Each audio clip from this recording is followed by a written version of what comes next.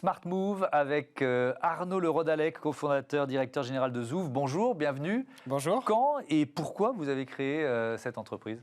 Oui, alors on a créé cette entreprise avec mes associés il y a maintenant 3 ans et demi, en juin 2017, à une époque où le vélo électrique partagé était en train de vivre une grande mutation puisqu'on avait des nouveaux services sans station qui commençaient à arriver d'Asie, les Ofo, Mobike, ces entreprises qu'on a vu arriver en Europe un peu plus tard et qui en fait changeaient complètement ce modèle où on avait une station lourde qu'il fallait déployer, un peu le modèle traditionnel Vélib, et puis on a eu ces stations très légères qui sont arrivées d'Asie. Et chez Zouv, on a voulu créer un peu le meilleur des deux mondes en développant un nouveau système de stations qui fonctionne comme des chariots de supermarché. Donc il y a une première borne qu'on vient ancrer dans le sol, qui sert de point d'ancrage à un premier vélo, et ensuite les vélos s'accrochent les uns aux autres. Okay. Donc ça nous permet de parquer les vélos de manière très compacte. On met 4 vélomètres. On n'a plus les vélos qui se baladent un peu partout et qui peuvent gêner la circulation des piétons notamment. Exactement. Et en même temps, on a une infrastructure qui est très légère puisqu'on a simplement une borne pour 10-15 vélos. Donc c'est rapide à déployer, ça coûte peu cher en termes d'infrastructure et on vient créer de la compacité de l'ordre très rapidement en fait, et on peut venir déployer cette infrastructure de manière évolutive sur le territoire. Quelle est la part de la recherche, de l'innovation dans un projet comme le vôtre ? Alors ça a été vraiment une grosse part et ça continue de l'être. On a passé la première année et demie de l'entreprise uniquement dans la partie recherche et développement. On conçoit tout en interne chez Zouv. On conçoit la partie mécanique, électronique, logiciel, et puis tous les services côté plateforme, applications mobiles qui permettent de piloter le service. Donc c'est vraiment quelque chose, voilà, au début de l'entreprise, on a recruté 10 ingénieurs, on a commencé, on a pris un garage et on a commencé à créer ce produit en interne. D'ailleurs, vous avez démarré à Saclay, qui est quand même le cœur des grandes écoles en Ile-de-France, on peut le dire. Exactement. Ouais. En fait, on cherchait un territoire qui soit à la fois à proximité et qui nous donne un peu de latitude pour pouvoir tester ce service qui était nouveau. Donc voilà, c'est un territoire qui était assez naturel. Et les défis technologiques qui ont été les plus difficiles à relever pour vous, c'était quoi ?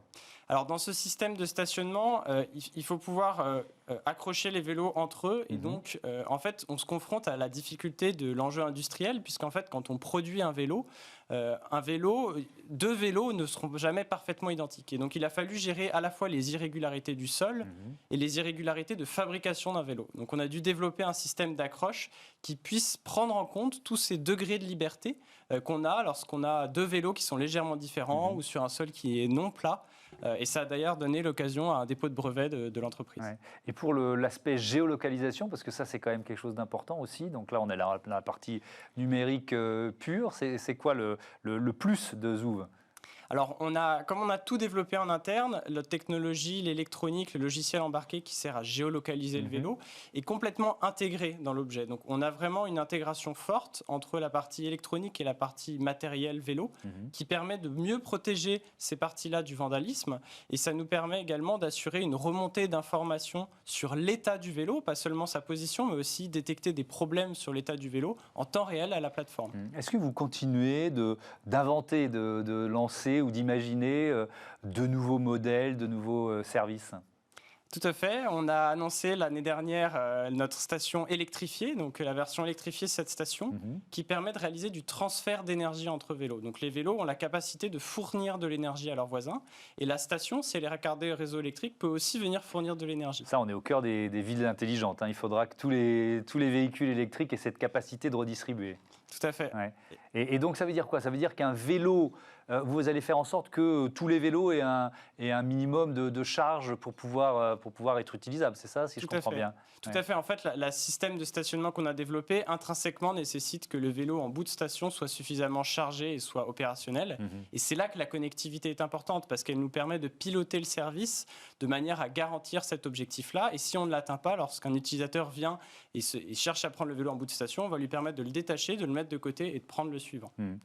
Donc on l'a dit, premier vélo implanté à Saclay, c'était septembre 2019, octobre à Bordeaux, chiffre d'affaires aujourd'hui 1 million d'euros, c'est ça ? Je suis dans les bons chiffres, plus de 50 salariés. Comment vous vous projetez dans les années à venir, pour terminer ?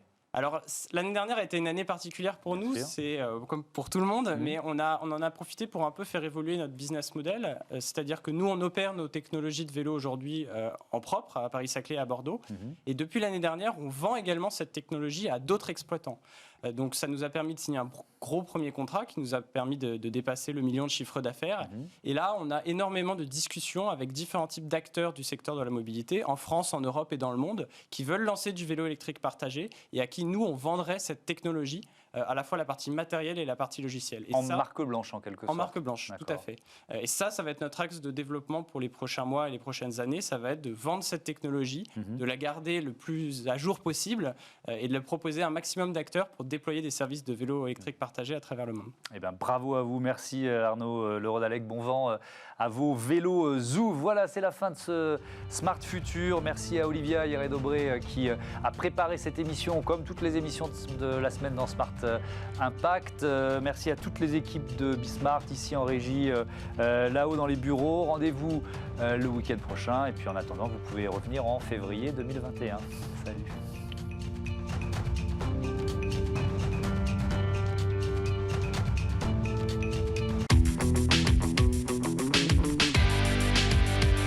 Ce programme vous a été présenté par SEAT.